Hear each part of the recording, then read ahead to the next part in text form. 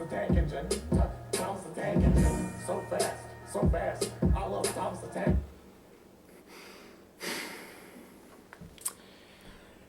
Hello everyone, I am Jax3636, and you can tell by the title of the video, I'm here to review an album. Oh god, here we go, okay. For the rest of November, I'll be uploading a new album review from an album that's been released sometime in this year, in 2016, every Sunday. I have this one, and of course the other three already edited and finished and planned out, and they're scheduled, and they're gonna come up. And depending on how this goes, we'll see this becomes a regular segment on my channel. Alright, so the first album I'm gonna be reviewing is the King Gizzard and the Lizard Wizard album, Nonagon Infinity. King Gizzard and the Lizard Wizard is an Australian psychedelic acid rock band that formed in 2010. And this is their 8th album. They've made 8 albums since 2010, and they're made out of 7 members. Their album, I'm In Your Mind Fuzz, put them on the map for this kind of scene. This album here, Nonagon Infinity, came out April 29th of this year. The reason why it's called Nonagon Infinity is because the album itself is 9 tracks, each of them seamlessly flowing into one another, and with the last track segmenting into the first track.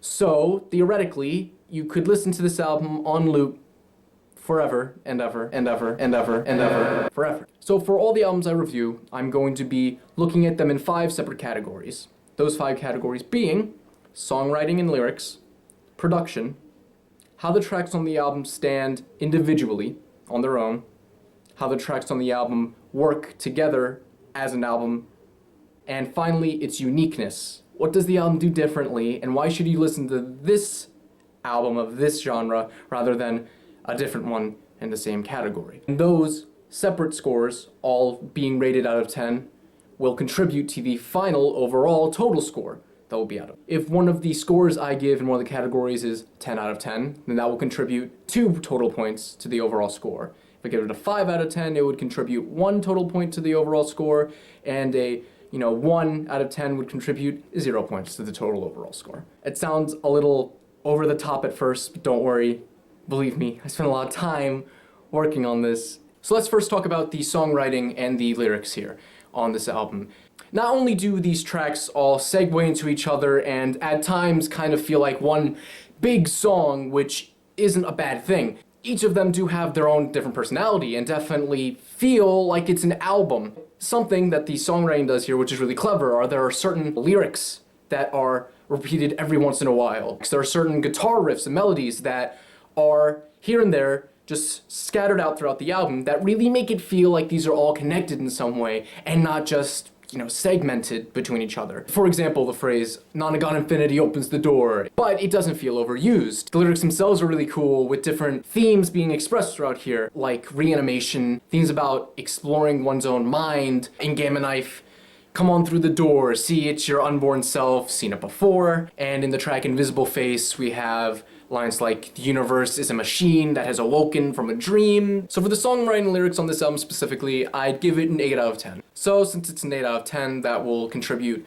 1.5 points to the overall score. The songwriting is really well and it's really clever in how it makes all the albums have reoccurring themes, not just lyrically, but songwriting-wise, of course. It doesn't sound repetitive or overused. And the lyrics aren't too deep, they aren't too advanced, but overall, they're great, they're good. So, for the production of this album, the kind of sound they're going for is a more in-your-face, very loud, lo-fi, progressive kind of vibe. The production overall, I'd say, is pretty good. Keeping in mind that there are 7 members in this band, and you can tell that there are multiple instruments being played over each other, but it doesn't sound too crowded. The guitars are really well mixed. It doesn't sound like you're just hearing 5 guitars being played at once incoherently most of the time. And the drums seem to, in different tracks, be in the background, and some other tracks, like in Road Train, they're up front and, the centerpiece of the song.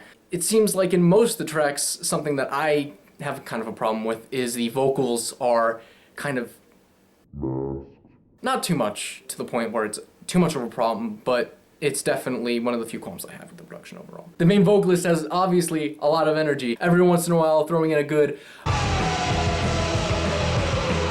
for good measure. It kind of sounds like he's going away from the mic, but I can't even tell if that's just because of the production and how quiet it is whenever he does that. But overall, it's well produced, it's good. An 8 out of 10, which will contribute 1.5 points to the overall score. So next up, let's look at how the tracks would work individually. Would I put any of these tracks on a playlist or listen to these separately when I'm not just listening to the album as a whole?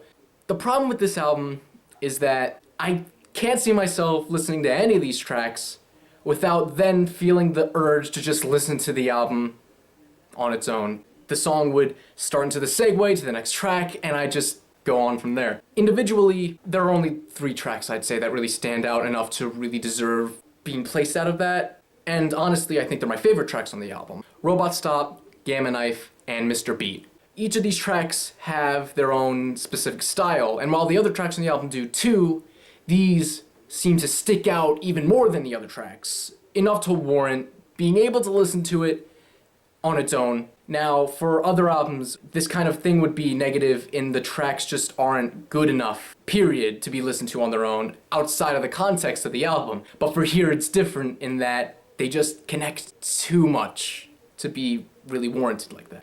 So, considering that, I'd say the tracks individually on this album would be 6 out of 10, which will contribute 1 point to the overall score. Alright, and moving on from that, we have how the tracks work together to form the album as a whole. Yeah, it's great. They're great. They all work together very perfectly. It feels like one big circle. What King Gizzard and the Lizard Wizard set out to accomplish is have an album that pretty much feels like one big song that just loops over itself, and it did that pretty well. It feels at times like one big song, but in a good way. It's pretty much perfect, and that's why I'd say for the tracks as a whole into the album, 10 out of 10, so that will contribute to total points for the overall score. And lastly, the last category we have here is uniqueness, how the album stands out in a crowd. And I know what you're expecting me to say is, this album's very, very unique in that not a lot of albums loop with each other. Something that's interesting here about the uniqueness, I have very conflicted feelings about. Now, I'm not saying that most albums have the tracks segue into each other. In fact, you know, it's not a common thing, but it's not unique. It's not like it hasn't been done before. A lot of albums, especially the more competent albums that are out there that have a lot of thought being put into stuff like this, while they might not segue into each other to feel like it's, you know, a second part of a song, they do transition well. And with albums that have the last track go into the first track so that you can theoretically listen to the album over and over again. We've seen this before. In fact, one of the first things I can think of is The Wall by Pink Floyd. Not only do all the tracks on that album transition into one another pretty seamlessly, in fact, the last track on that album has a sound clip that the first half is played, and then the second half of that sound clip is heard in the beginning of the first track, which is meant to signify the story being a vicious cycle, which, you know, enough about that album, we're talking about this one. This album does that. However, something that I want to point out that I don't feel like anyone really has mentioned is that while the last track does go into the first one, it doesn't do it like all the other tracks in the album. It doesn't have any kind of progression that's going on that just gets cut into the next one, which is seamless and really works well and helps to make it feel like one big song. What they do here is they have the song cut short, and then the first track start off very quietly with no instrumentation behind it before it kicks off again.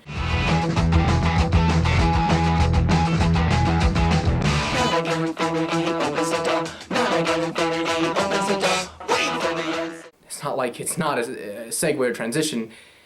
It could have been done a lot better, especially with how this album was really building it up. The last track, Road Train, has the last quarter of the song just kind of say, it's coming, it's coming, it's coming, which obviously is supposed to represent the loop, it's coming.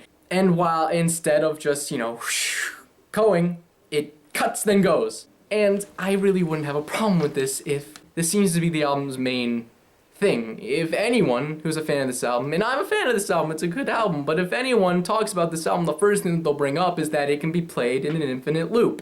In fact, on Wikipedia, on the length of the album, it says 43 minutes, and then next to it has the infinity sign to show that this album can be played on loop forever. It isn't any different than any other albums that have the last track kind of fade into the first one, which, while it isn't common, it's not like it hasn't been done before. It's not something that really should be the main selling point of this album. I think the main selling point of this album is its mood, its guitars, the drums, the production, how it sounds, its feel, how it really grips you, it really sucks you in. The segues are flawless. But would I say that this album could be played on loop? No, I wouldn't. So, for uniqueness, I'm gonna give it a 5 out of 10, which will contribute 1 point to the overall score of the album. Now, I'm not saying that this has been done all over the place. It's uncommon, but it's not unique. It's not a super new idea. It's not even an idea that's been tried before, but what this band does is they do it better than what has been done. It's been done, and it's also been done better by other fans. See previous example. And so, if I believe, that would mean the overall score for this album is a 7 out of 10. It's good. It's really good. You should definitely listen to it if you are into more progressive rock, acid rock, psychedelic rock, experimental, loud, in your face kind of. Yeah, 7 out of 10. Good, great to even others, and that's about it. This is Jax3636 signing off. God help me. Okay. Just let my opinion out there on the internet. Let's see how people react. Are they gonna rip me to shreds? Probably. 7 out of 10, what's wrong with you?